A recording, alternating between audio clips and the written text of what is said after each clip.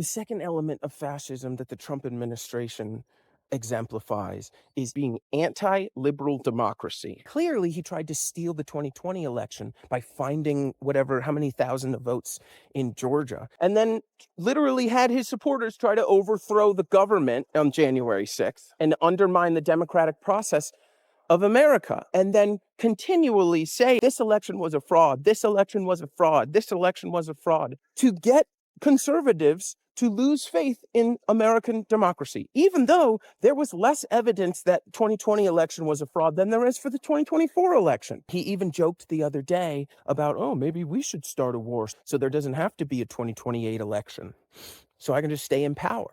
Right. To me, it feels like he's going through and intentionally checking the boxes of events that happened on the way to Nazi Germany and the Holocaust so that people see these things and the alarm bells start ringing. We all freak out, we revolt, and then he can declare martial law and he never has to let go of the presidency. I think that's clearly what's happening. And this isn't just a Trump thing, but you've got conservatives who have been trying to rig elections and make voting more difficult for decades now. Gerrymandering is overwhelmingly a Republican thing. It's Republicans, like in Texas, who have to change the districts so that they can win elections. They have to make voting more difficult by not giving you water bottles when you're standing in line, by taking away mail-in voting, by saying that our elections are not safe. Democracy and democratic elections, we can override those and just maintain power as long as we want.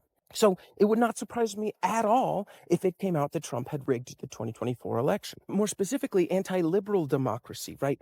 Where liberal democracy is individual rights, see them deporting undocumented immigrants while foregoing their constitutional right to due process, and rejecting the idea of equality.